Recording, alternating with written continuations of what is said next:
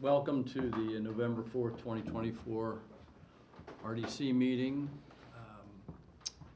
Commissioners Meyerson and Scambolari are out, so we're at the bottom of the barrel, and you have me, so just bear with me. We'll start with roll call. Lauren McRobbie, present. Randy Cassidy, present. John West present, and staff. Larry Allen, legal. Anna Killian Hansen from HAND. Christina Finley, HAND. Jane Coopersmith, Economic and Sustainable Development. Jessica McClellan, City Controller. Thank you. All right, we'll go to the reading of the minutes, October 21st, 2024. Are there any comments or corrections? I'll make a motion to approve the minutes as presented. Second. Approved and seconded. All in favor? Aye. Aye. Next will be the claims register for November 8th, 2024 for $1,234,058 and 53 cents. Any questions or comments? Two questions on it. Account 5390, vet environmental for 347 Maple. That was soil remediation for lead contamination on a rehab project. So we had to actually remove quite a bit of soil and take it up to the special dump in Terre Haute. So Okay. that's what that was. Wow. And no way we would have known until we got into the project. It was the south side of the house that had peeling, chipping, lead-based paint. It through rainfall and moisture penetration in the soil, it went a lot deeper than what we had initially thought that it would be. So when we were trying to achieve lead clearance at the conclusion of the project, we were unable to reach lead clearance. So we ended up having to go towards cleanup. So, yeah, and that cleanup then entailed a little bit more in regards to refurbishing. Mm-hmm. Okay, but it's all cleaned up and done now. We're done. That closed it out, yes. Okay, thank you. And then account 53990 on 512 7th and Walnut LLC property taxes. Is the situation where 7th and Walnut parking garage or so? It is. And Larry just had mentioned that the garage portion is exempt from taxes, but the retail space is not, so. It's condoed out, it's counted as a separate parcel for the retail space, and because of the use there, because it's not a governmental use, as a public parking garage, it's subject to property taxes. Okay, and our agreement is that we pay the property taxes for them. We get reimbursed. Oh, we do get reimbursed? I think from the tenants is how. Okay, that's that supposed to works. work. It's a pass-through. Yeah. Okay, so, appreciate that, thank you. Any additional questions? Can I get a motion? So moved. Second? No, will somebody second it? I can't. Yeah, that's what I'll second. Yeah. All in favor? Aye. Aye. Opposed? All right. We'll, how about the payroll register for October 18th, 2024 and November 1st, 2024? I'll make a motion to approve payroll registers as presented. Seconded. All in favor? Aye. Aye. Opposed? All right, that passes. We'll go to a report of officers and committees. We'll start with the director's report.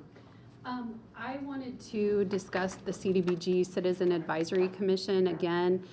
Because we're in the middle of renewing our consolidated plan, we really should not be having these meetings prior to at least having a draft of the consolidated plan. So we're shifting those meeting dates to January.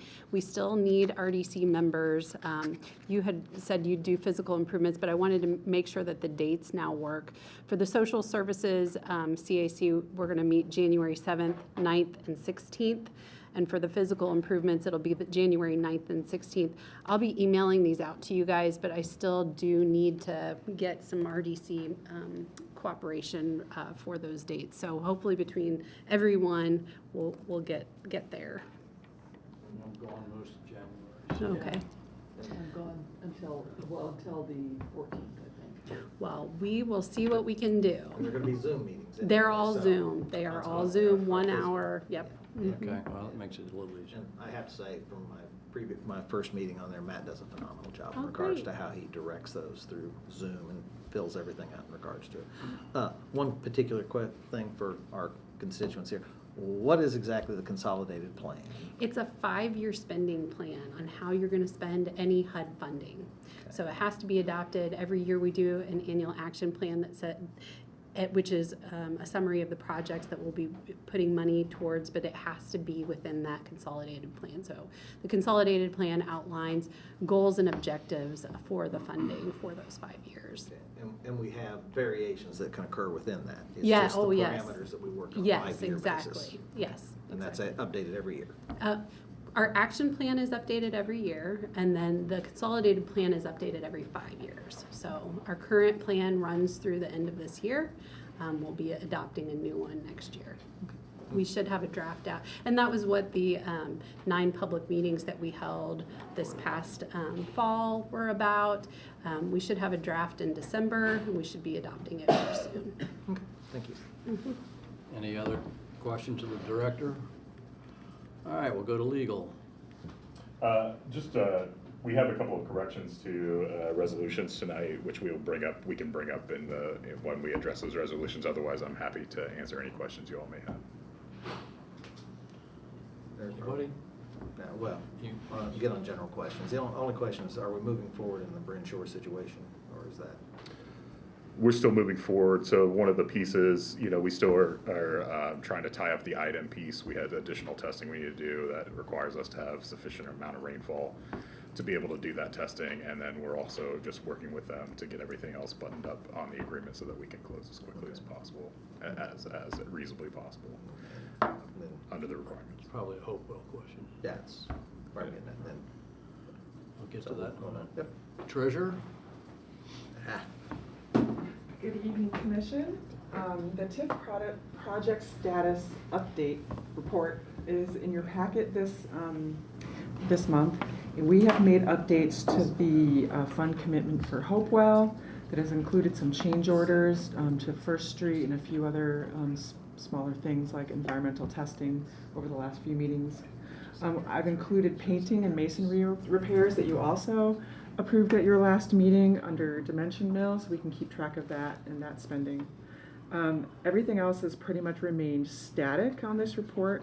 I also added the beginning fund balance, year-to-date receipts and disbursements, and then ending balance as of the date of this meeting to this report, and we'll continue to provide that to you.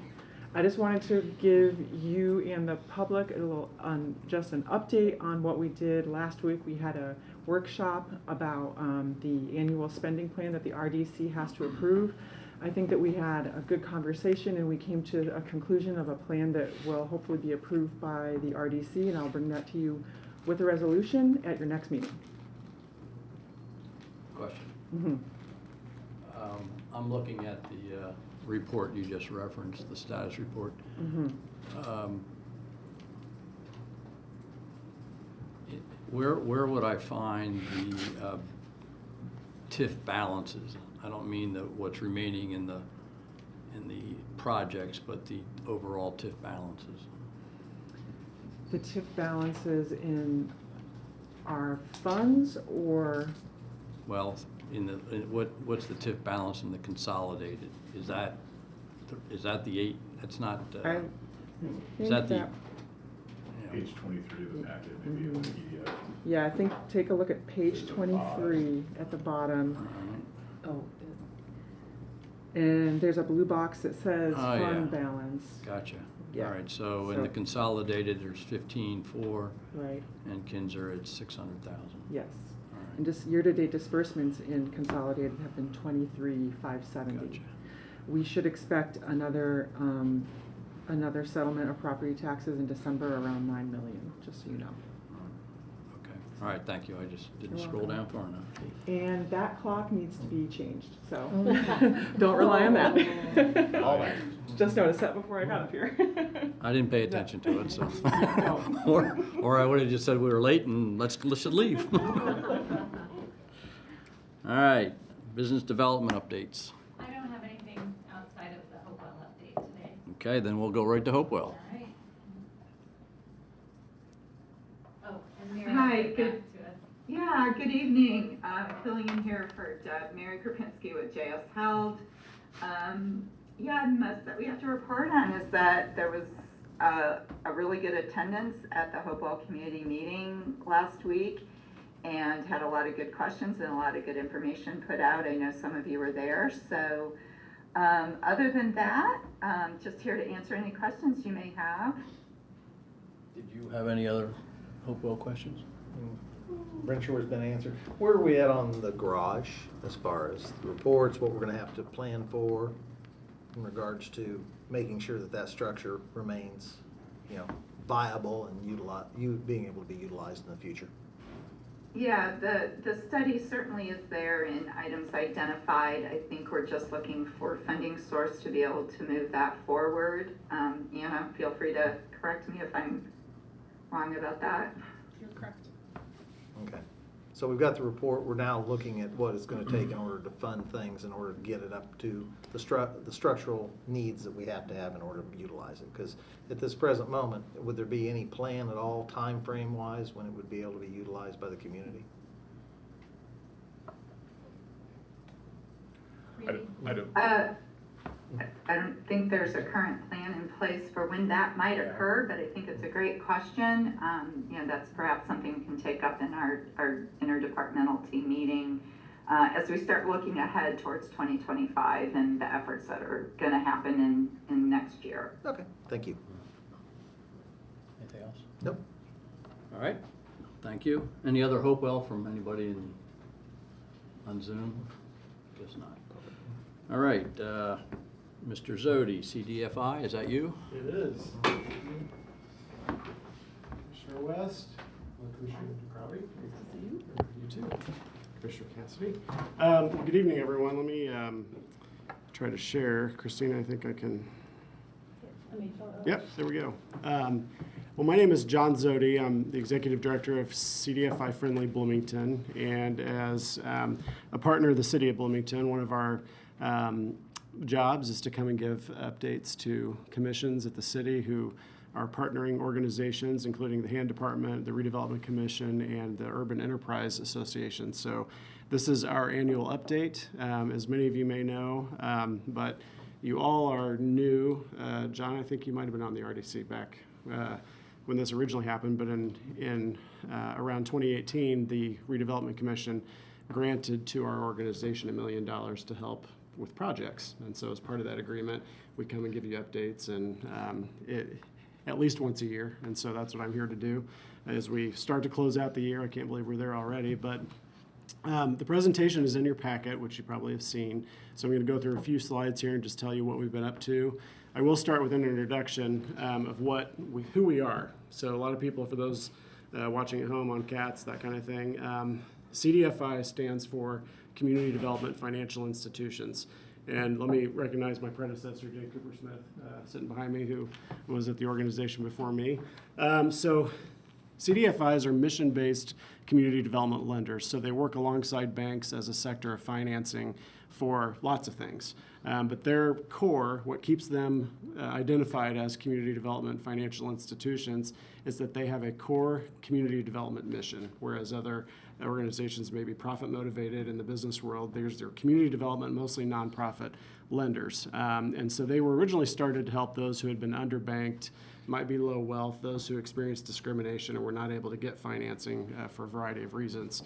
And so that is what the CDFI means. The friendly means that our job, my job, our organization and our board is to go out and market the 13 county region that we serve here in southern Indiana, and to try to bring more investment from these organizations into this part of the state. Indiana's really, quite frankly, been underserved by this sector of financing over the years, and especially in this area of Indiana. So my job is to market and sell this region.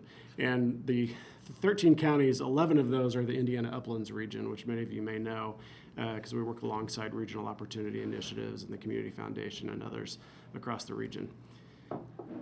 So our why we do this, I mentioned that our job is to increase investment. Just to kind of put some numbers around there, nationally, if you look at the per capita investment from CDFIs across everybody in the country, 350 million folks, the per capita investment from a CDFI is $714 a person. In this area, in the first 20 years of this century, it was $22. We're now up to about $45 in this region. So you see the underinvestment there.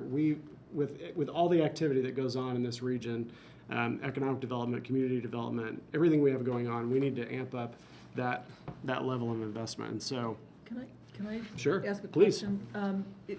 That average is the whole country, so is there an average that shows, I'd say, comparable regions, so we're more rural than, say, the coasts? Yeah. Or Texas, or, so forth? right.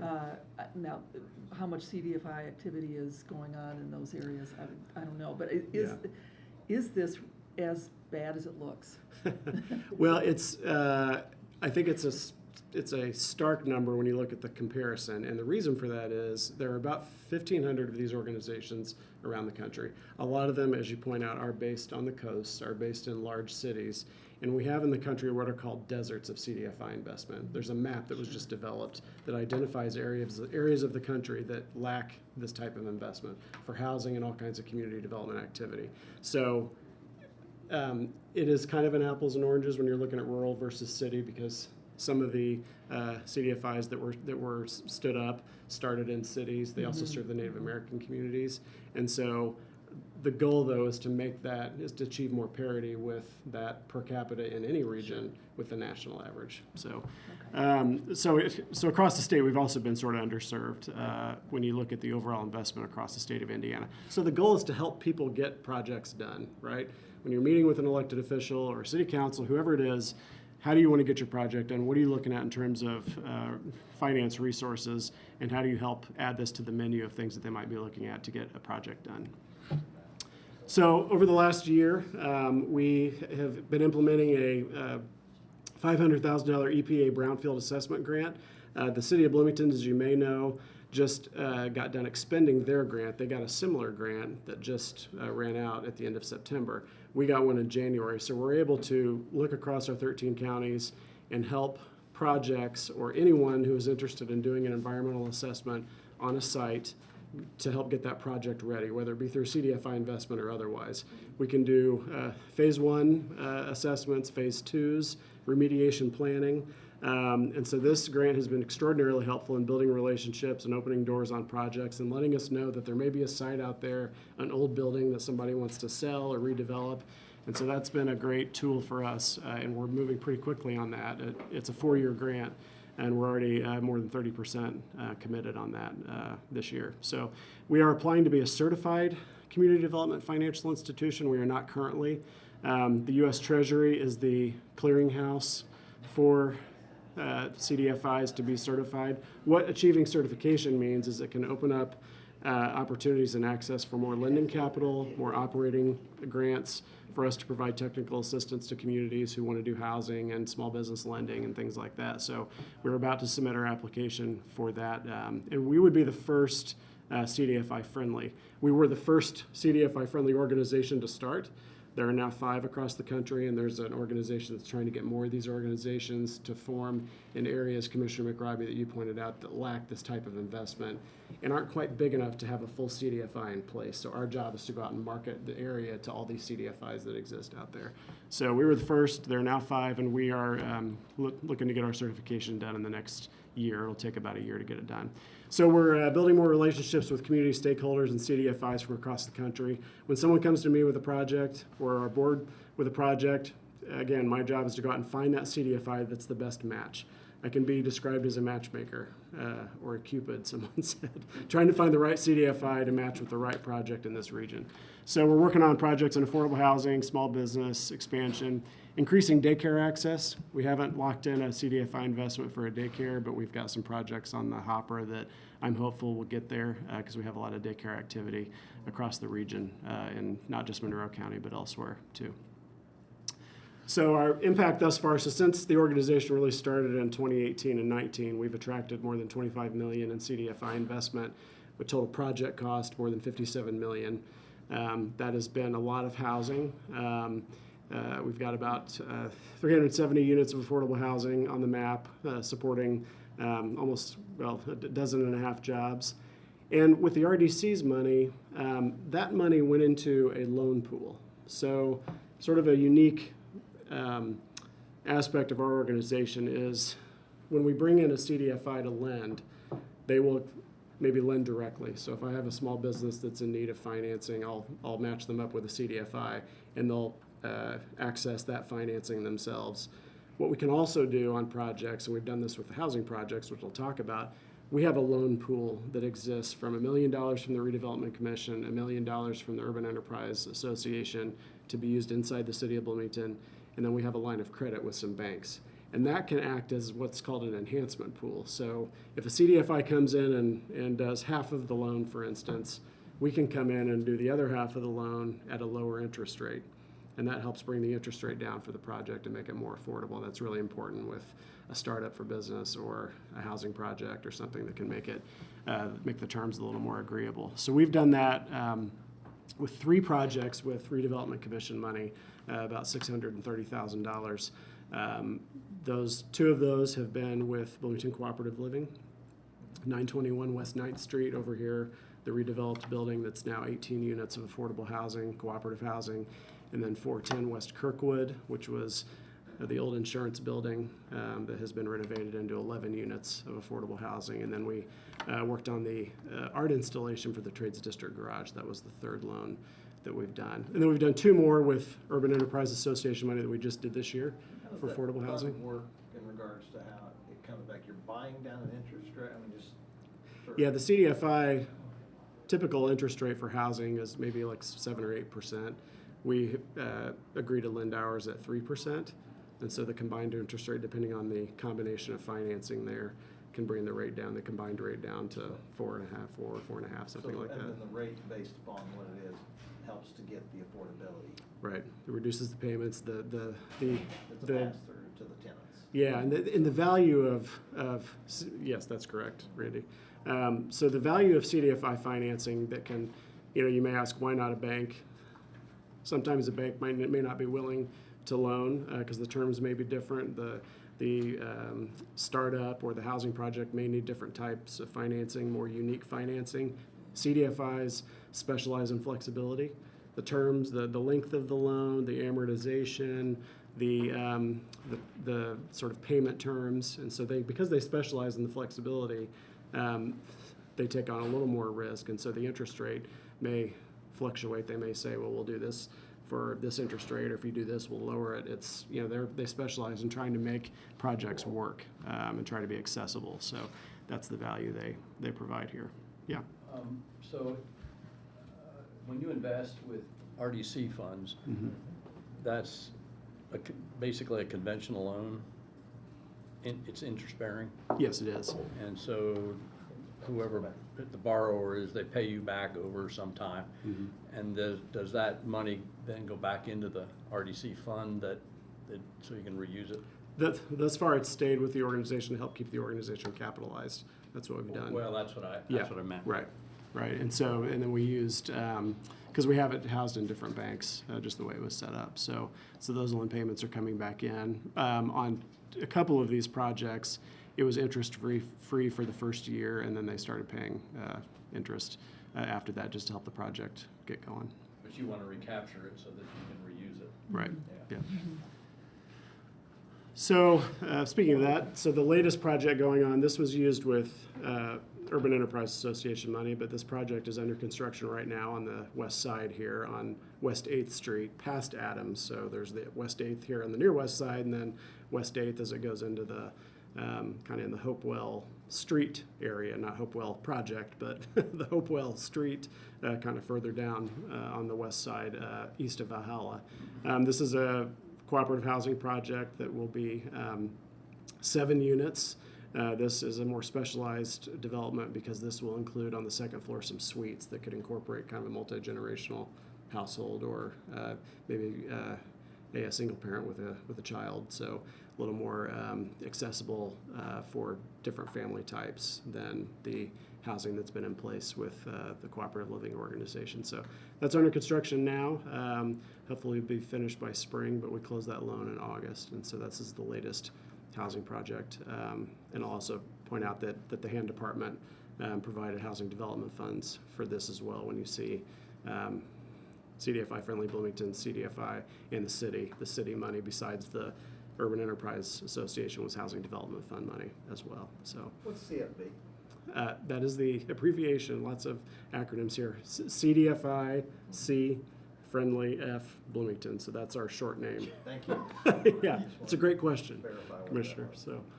So that's our update. We're glad to be partners with RDC and the city, and it's been really interesting to see this type of financing come in and make some difference. And people have really open minds about how financing can come together on projects, and we're seeing a lot of activity with housing, not just in Bloomington, but around the region, and there is a lot of need as people see what they're looking to do.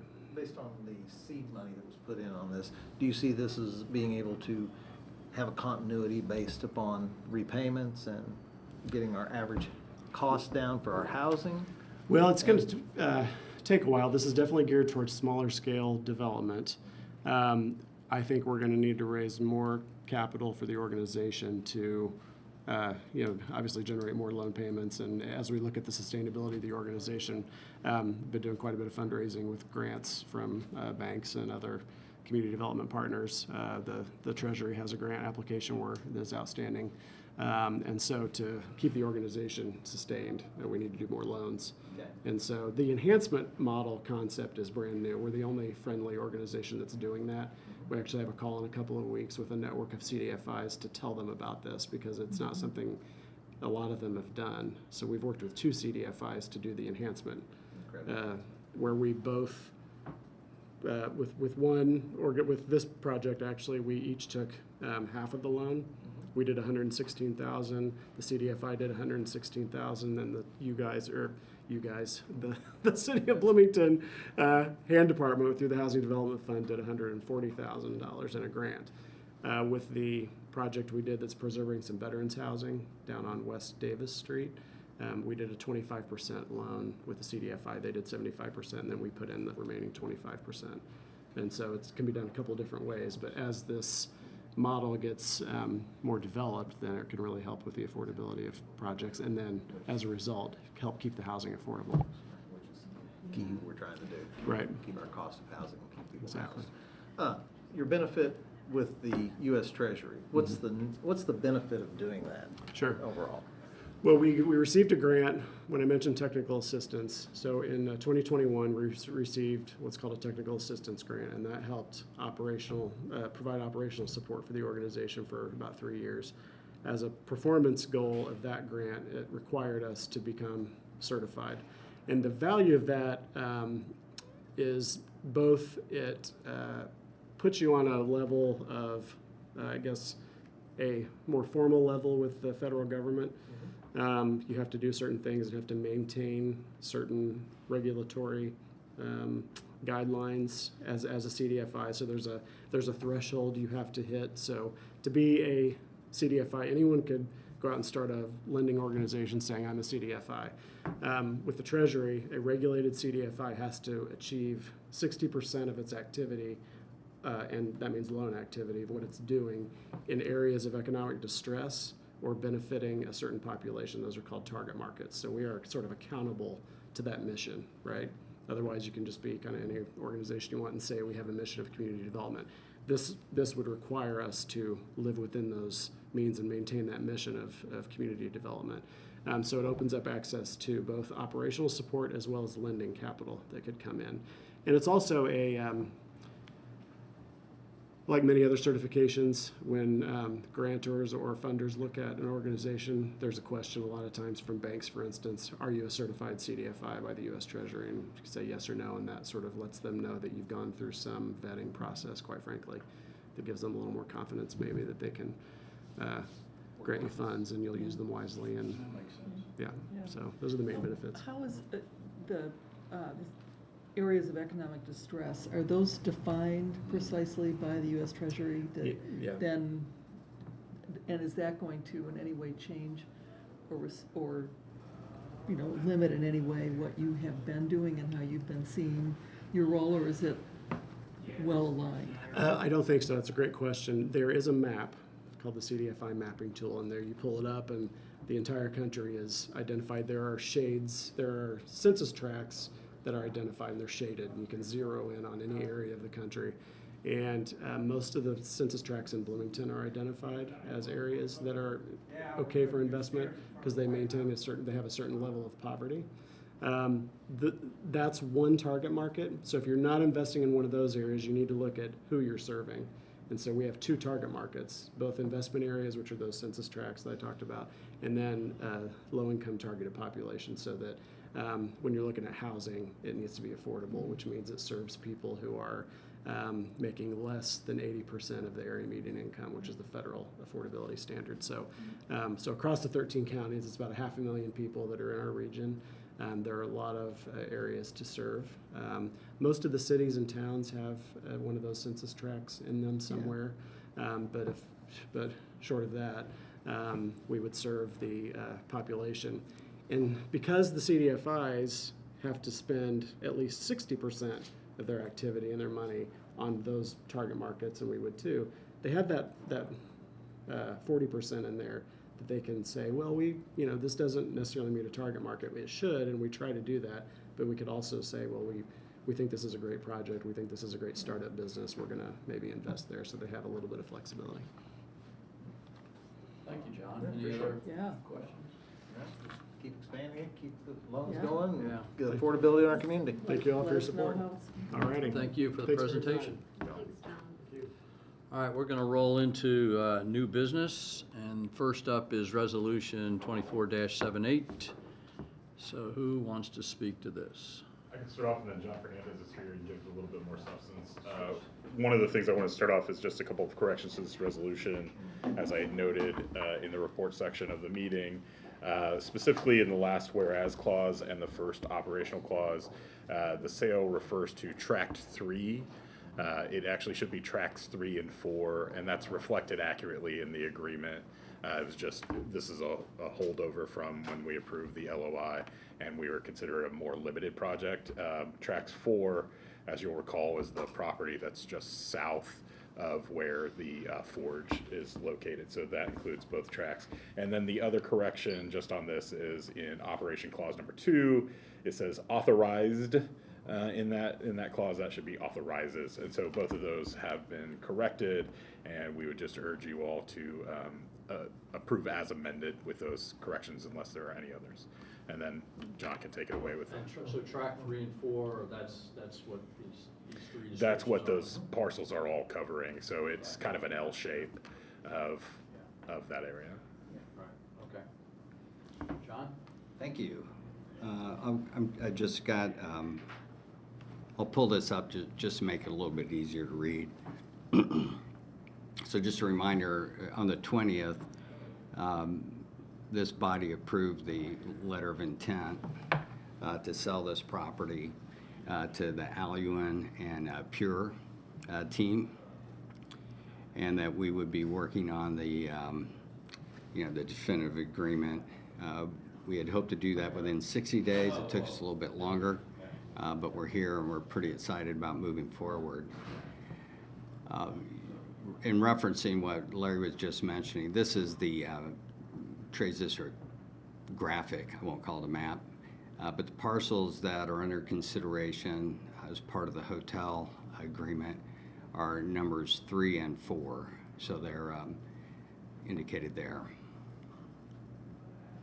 So what are the key terms here? It's tracts, parcels 3 and 4, purchase price $1.2 million. $50,000 for the earnest money. And this is all, basically, everything up here is in the LOI. One exception I'll point out. The balance is paid in equal quarterly payments beginning the first quarter following the 18th anniversary of the hotel opening. We're to close 30 days following the feasibility period. It's a 120-day feasibility period. They have an opportunity for a 30-day extension if needed. We can always do further extensions. I mean, the reality that this is going to come down to two things.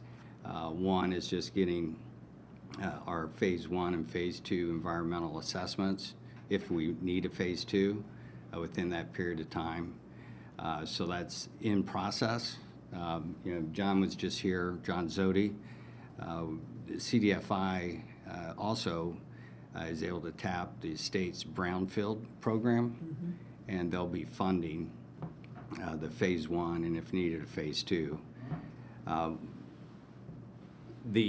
Just one more comment regarding the environmental. We don't anticipate any issues. We had the city commission phase 1s and phase 2 and a supplemental phase 2 back in 2014. And I can report to you as well as what we've reported to the developers, and we've shared all those reports from 2014. There's been no remediation required as we did the Forge development. The only thing we ran into was a very old foundation that was rock that needed to be removed, but there hasn't been any environmental issues. So we don't anticipate anything, but we do need to do that as part of the diligence process. As consistent with the LOI, the developers have the ability to purchase parking permits from the trades district. They're at market rates, and we'll follow the process that the city currently manages those kind of permit purchases at the Graduate. So they'll have the ability to get all the parking they need, but they don't have to overpay either for empty spaces. The important part of the agreement is the retention requirements. The developer needs to commence within 9 months of closing the project, and they need to be substantially completed within 2 years. And I can tell you they are gung-ho and ready to go. They want to break ground in as early in 2025 as possible once we get site plan approval and all of the necessary land use requirements checked off. But if they don't meet these requirements, the soft brand, full service, hotel, there's a reversion clause. So if nothing has happened within the 24 months, then the land automatically reverts back to the Redevelopment Commission. We have another provision in here that if for some reason the hotel doesn't continue to operate for 5 years after closing, you have the option to repurchase the land and any improvements. We don't anticipate that happening, but it's in there as a protection to the city in the event that something goes south. I mentioned there was one change. The only change from the LOI is the timing of the earnest money. We had originally talked about it going hard on execution, and this says that it'll go hard at the end of the initial feasibility period. That's the only difference in the the conveyance compared to the LOI. And just to remind people, this project's going to have a significant impact for us. This chart shows our best estimates on tax revenue that'll be generated over a 10-year period. It does not include income tax because until we know exactly how many employees are going to be at the hotel, working at the hotel and where they live, it's pretty hard to make that projection. But even without the income tax numbers, you can see that there's some substantial ROI, if you will, on the city's land. Important to the redevelopment commission is we used a flat number for the increment for TIF. That'll most likely it will go up as rates change. But that gives you an idea of about $4.8 million over 10 years for the replenishing the TIF in addition to the real estate cost. So we think it's a pretty exciting project. We're anxious to get going. I do need to report that our developer intended to be on our call. He is in the middle of some bad weather traffic in Chicago, trying to make his way to Milwaukee. And I told him I would do my best to answer questions for him and that he should not be trying to multitask while he's doing that. We need him to be alive to sign this agreement and get busy. So with that, I'm happy to answer any questions. All right, any questions from the commissioners?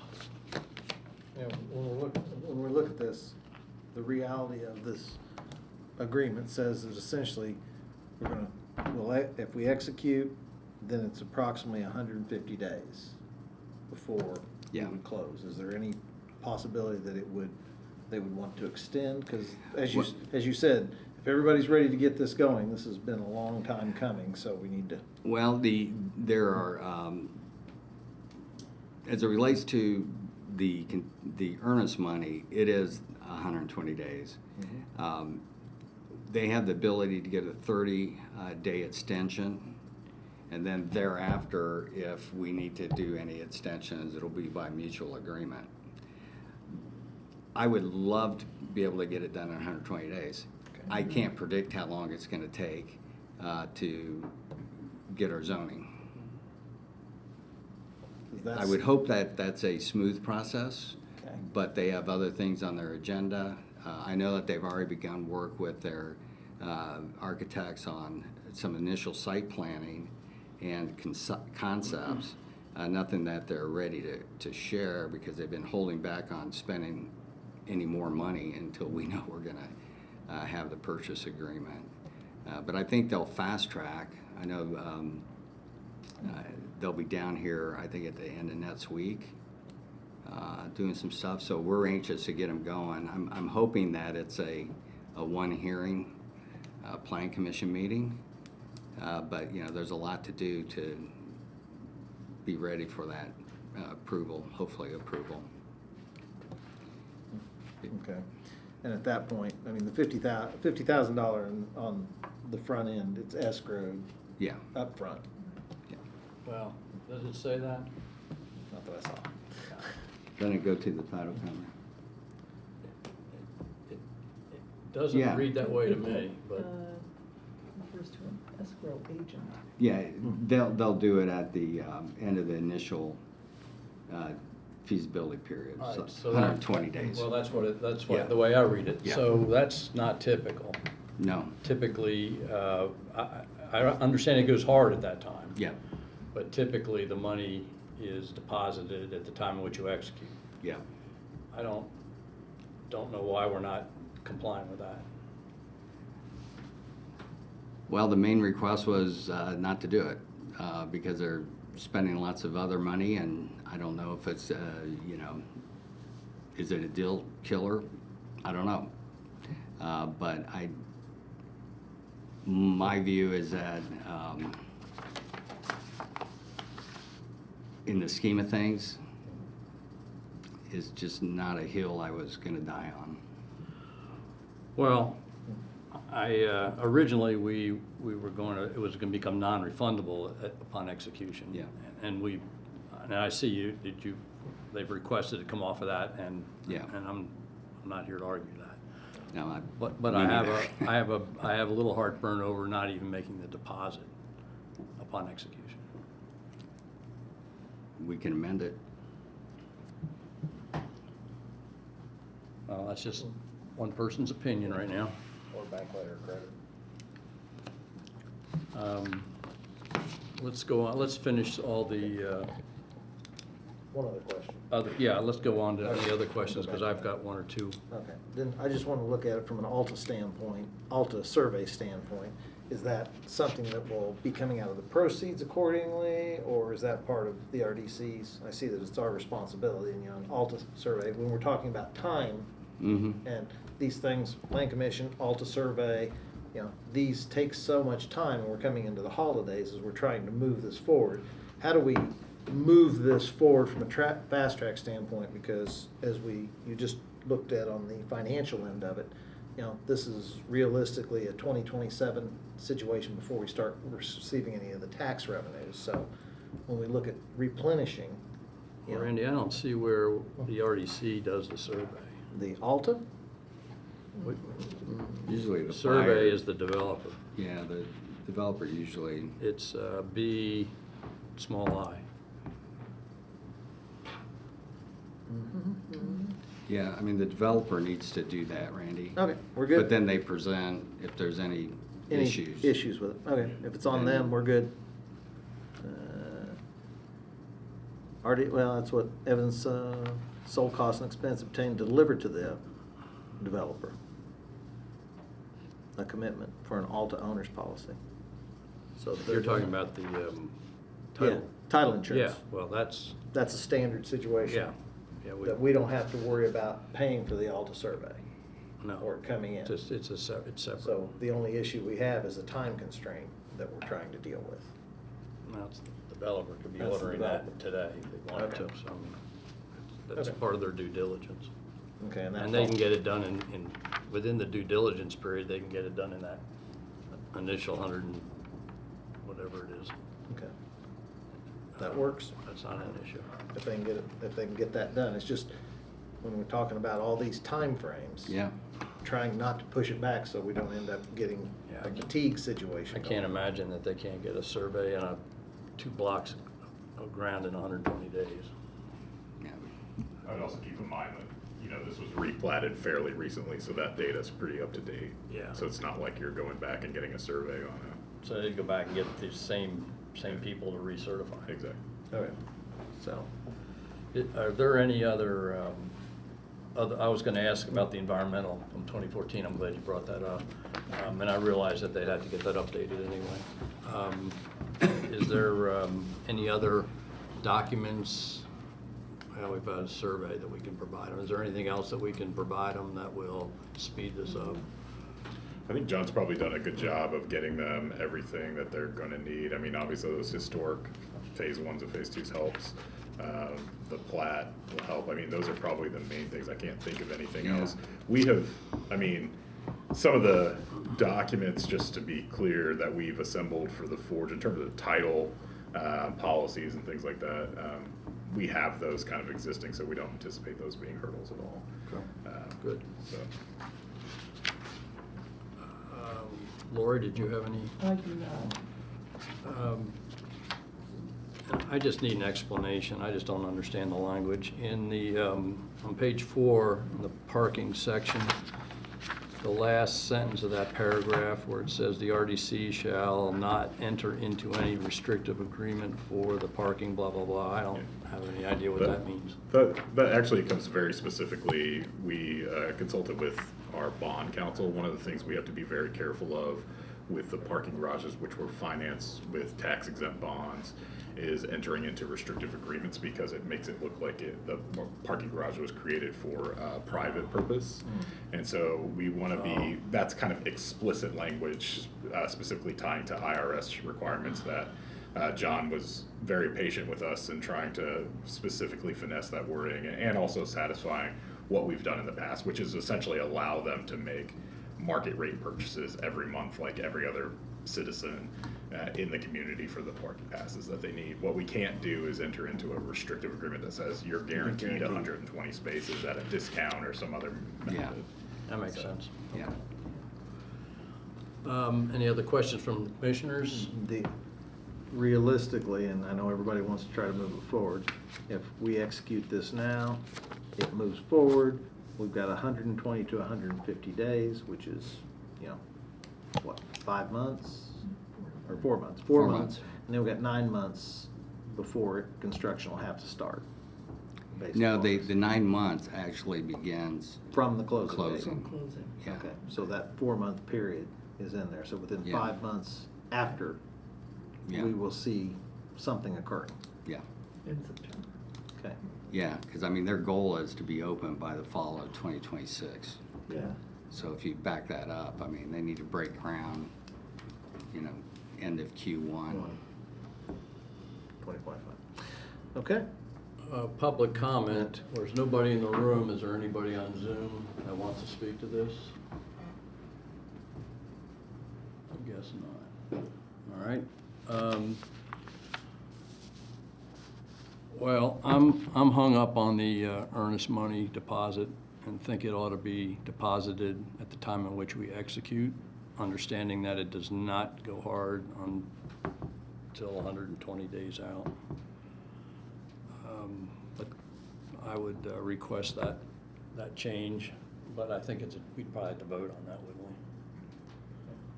So we just need, an amendment that the developer shall make earnest money deposit. At the time of execution. Execution, but. You can make it to Title Plus, and the rest of the language in A is okay. I will say just one point on in terms of earnest money deposit, you know, this is always a balance we strike when negotiating these terms, is like essentially what's of greatest interest to the city and the redevelopment commission. And these are, as you know, these are always tightly negotiated things that John's done an excellent job on. And our thinking here was, because the use of the land long-term is such of importance, particularly to the trades district and getting this activated, we stress some of those terms a little bit more than when the earnest money was deposited, you know, understanding that it's hard to have capital up front on these types of agreements, so we were trying to be as flexible with them as possible, understanding that we were gonna have to be rigid for some of the terms that we just honestly had to have for protection of the community interest here. So just by way of explanation of that conversation, kind of, I think that's, John, if you disagree with that Yeah, I mean, representation. the biggest sticking point was on the reversion. Yeah.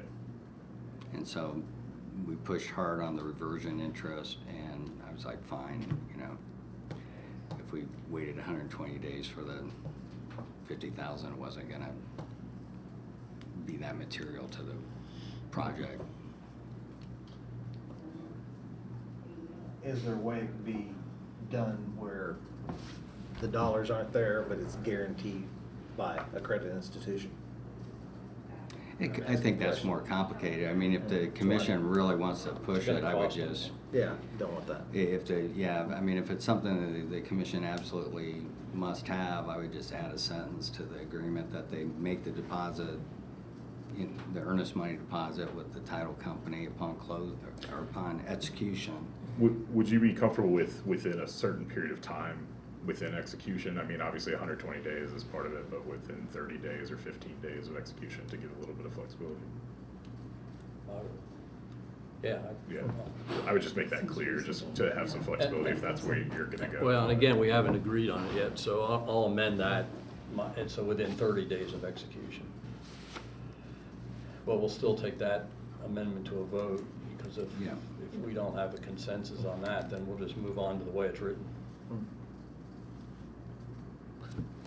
I'll make a motion to approve the amendment Yeah. as presented within 30 days. Well, can we still talk about it after? Sure. Second? Absolutely, yeah.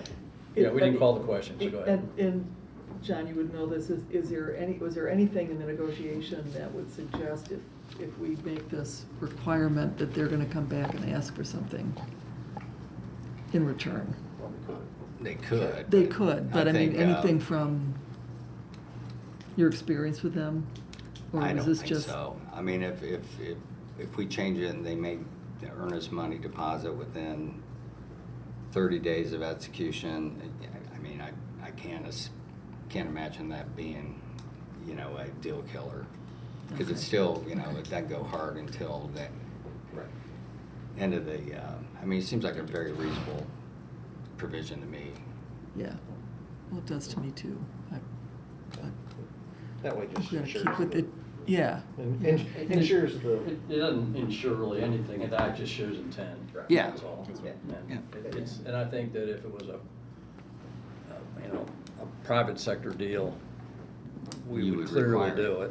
And I don't know that we should treat this a lot differently. We're still using taxpayers' money. Right, feels like a good precedent Well, we- to set and a bad precedent. Yeah, I don't, the next deal down, I don't want Right. that's to come back to haunt us. Yeah. Well, we need to do a due diligence on behalf of the community as a whole. Yeah. So, All right, so let's vote on the amendment. All in favor of the amendment? Do we have a second, just to clear? I Oh, second? I'm think sorry. I'll second it. You do second. See, I told you it's at the bottom of the barrel. All in favor of the amendment, say aye. Aye. Opposed? All right, so now, is there any other conversation or questions regarding the conveyance document itself? It's well-written, comprehensive for the community as a whole. Well, we saw who wrote it. John negotiated. Okay, good job on all parts. So any, let's see, was nobody in the public, so let's, can I get a motion on the conveyance document? Well, I guess what I want is I guess I need a motion on the resolution, which includes the conveyance document. Correct. As amended. So it'd be approval of resolution 2478 with Exhibit A as amended. Okay, so Yeah, moved. that's what I would have said. Not gonna, so moved. Second? What Second. Larry said. All right, all in favor? Aye. Aye. All right, thank you very much. Appreciate it, John. Let's build a hotel. Yeah, Thank you, I'll John. work on it. Got that. So Larry, will you send me the, I'll do that tomorrow. Yeah. okay, I'll get that up. Great, thank you all very much. Thank you, John. All right, let's move on to the last resolution, which is Resolution 24-79. Who wants to speak to that? I'll be speaking to this evening, 2479, and again, just really quickly as a preface, there's a correction to Exhibit A, which is the addendum itself to the contract here. It's fairly minor, it's just a typo correction in the last, just before the signature line. I think it refers to this as the second addendum. Technically, this is the third addendum to that agreement. So just be aware of that there is a correction there to Exhibit A. For 2479, this is an amended engineering contract for Hopewell West. So as part of the Hopewell West project, we engage with Crossroads Engineer to do the design improvements, to do the design portion for Jackson Street, which now includes also a little bit of Rogers Street, as you well know. This amendment is for $2,500 of additional scope onto that, and it's very specific for a survey that will make sure everything we're building on the west side will match up with the improvements as built on the east side. And so that's what that $2,500 goes for.